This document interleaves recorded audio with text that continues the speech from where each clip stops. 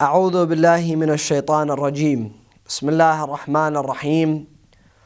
ثم الصلاة والسلام على أشرف الأنبياء والمرسلين حبيب إله العالمين العبد المؤيد والرسول المسدد المصطفى الأمجد أبي القاسم محمد صلى الله عليه وعلى آله الطيبين الطاهرين المعصومين المكرمين الغرر الميامين الذين أذهب الله عنهم الرجس وطهرهم تطهيرا، لا سيما سيدي ومولاي بقية الله في الأراضين ومن تبعهم بإحسان إلى قيام يوم الدين، واللعنة على أعدائهم أعداء الدين إلى قيام يوم الدين.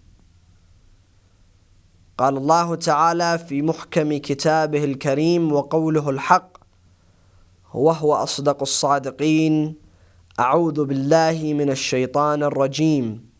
بسم الله الرحمن الرحيم.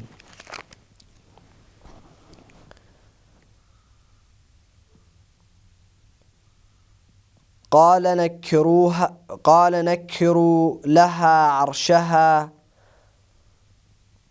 ننظر أتهتدي أم تكون من الذين لا يهتدون. فلما جاءت قيل أهكذا عرشك؟ قالت كأنه هو. وأوتينا العلم من قبلها وكنا مسلمين. وصدها ما كانت تعبد من دون الله إنها كانت من قوم كافرين. صدق الله العلي العظيم. In the name of Allah, the gracious, the most merciful, may the peace and the blessings of the Almighty Allah be with and amongst all the prophets and messengers, including the last and the beloved Muhammad and his honorable and dignified and purified progeny. Respected brothers and sisters, Assalamu alaikum wa rahmatullahi wa barakatuh.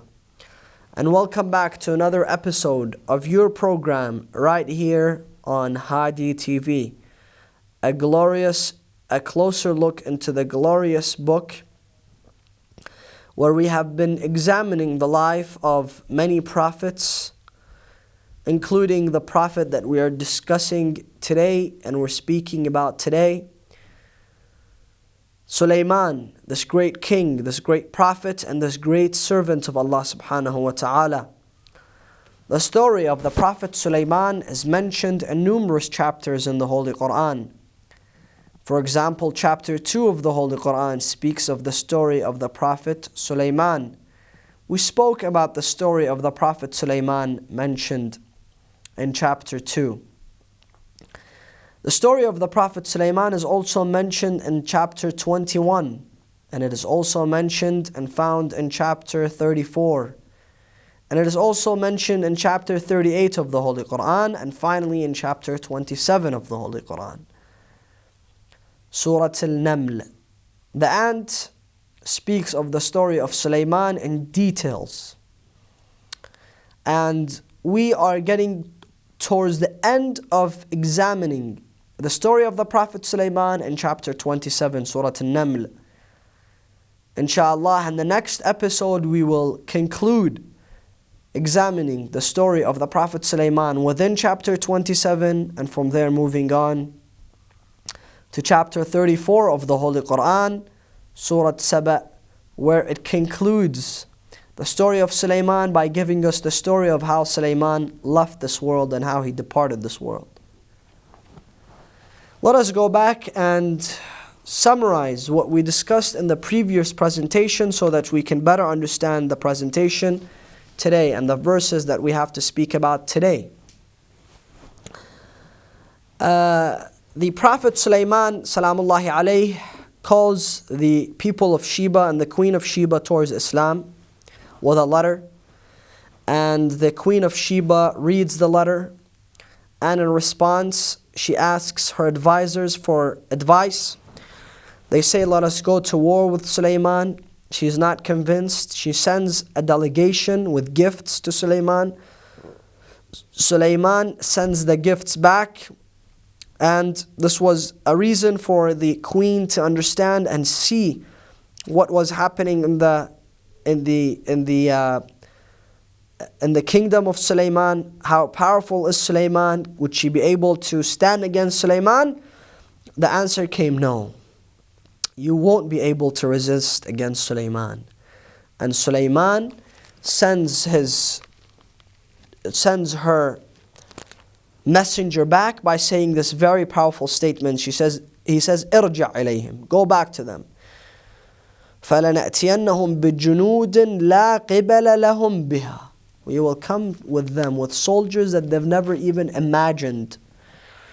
What was the army of Sulaiman like? He had human beings, behind them jinn, the unseen, and above them birds.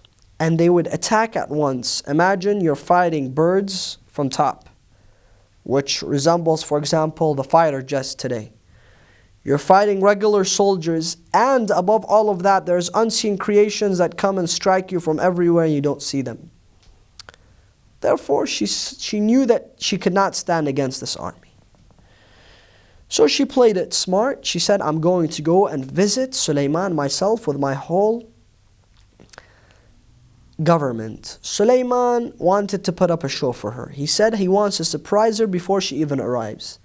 He asked 2 people to bring the throne of Sheba, of Bilqis, to him. One person says, I'll bring the entire throne before you stand up. Another person says, I'll bring the throne in a blink of an eye. And that was Asaf ibn Barkhia.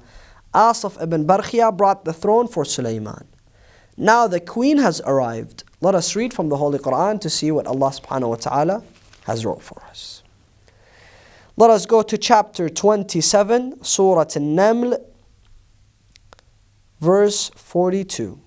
فَلَمَّا جَاءَتْ. And when the queen arrived, Bilqis, they asked her, not Sulaiman, someone asked her, maybe the person that was welcoming her by the door. قِيلَ أَهَكَذَا عَرْشُكِ.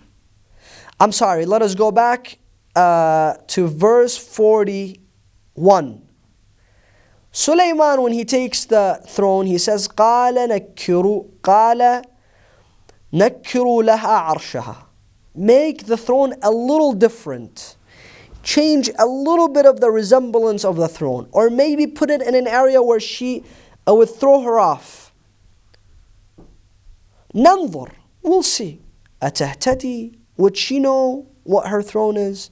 أَمْ تَكُونَ مِنَ الَّذِينَ لَا يَهْتَدُونَ. Or is she going to be one of those queens that don't understand anything and she's just it's gonna fly above her head? Some of the Mufassirin have stated, no, this is not what Sulaiman is saying. Sulaiman here is saying, أَتَهْتَدِي means, will she become Muslim when she sees, wow, my throne is right in front of my eyes. How did my throne get here? And I said last time that her throne was in the most secure of her palaces, and the most secure of the rooms of the palace, and the most secure area of the room, with 1,000 soldiers protecting the throne. How did they get the throne? How did they bring it there? How did Sulaiman get it and sit on it and enjoy it? When she see it, أَتَهْتَدِي. She'll embrace Islam. Or she'll be one of those who will never be guided. By seeing a miracle, she'll never be guided. فَلَمَّا جَاءَتْ. She entered. She came. قِيلَ أَهَكَذَا عَرْشُكِ. They asked her, does this look like your throne? Does this resemble your throne? She looked. She said, قَالَتْ كَأَنَّهُ هُوَ. It's as if it's my throne. Now, 2 questions. Number 1 is that why didn't she say, it's my throne? You guys stole my throne. And why is it that Sulaiman put this challenge up for her? Sulaiman put this challenge up for her for many reasons. The Mufassirin have stated either it's all of them or some of them. The first one is that Sulaiman wanted to challenge her mind and her intellect, and to see how is it that he can go about influencing her.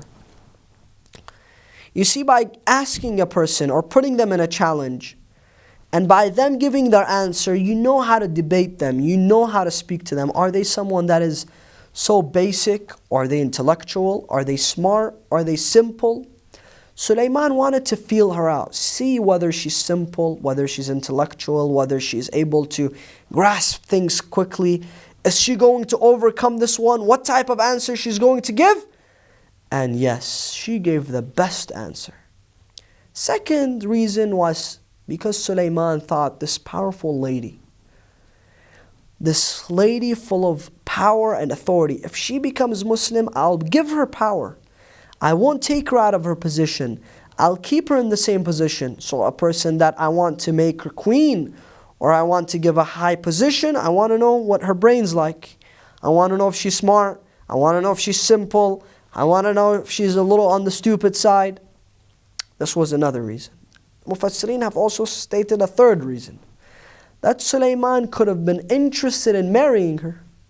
She's a queen. She knows how to rule. He's a king. If she embraces Islam, why not? He would marry her. So for the following three reasons, he put up this challenge. He put up a great challenge for her, and she gave the best answers. And she truly passed his test. Let us read. فَلَمَّا جَاءَتْ قِيلَ أَهَكَذَا عَرْشُكِ. Does this look like your throne?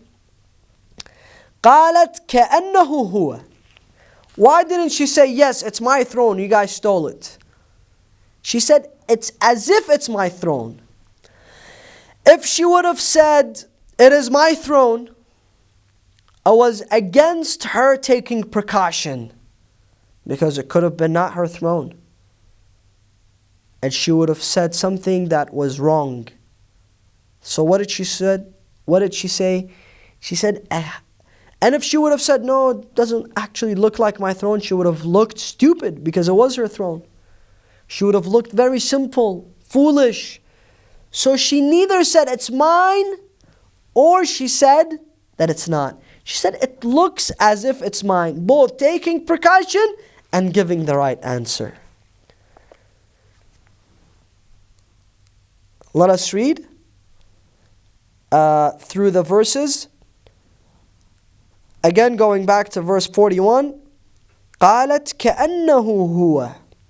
Then she says, look, let me tell you one thing. وَأُوتِينَا الْعِلْمَ مِنْ قَبْلِ. We were informed of Sulaiman and his power and his authority. We were informed that we're going to face a man with this ability. So we are not surprised. I'm not surprised. And I knew that I was going to see something like this. وَكُنَّا مُسْلِمِينَ. And we, when we heard that Sulaiman, maybe she's speaking about herself, returned the gifts, he did not accept the gifts, and they gave us the details of how birds and animals and jinn and ins and humans and everything is serving Sulaiman. وَكُنَّا مُسْلِمِينَ. We entered the religion of Islam. We became submissive towards this prophet. We accepted the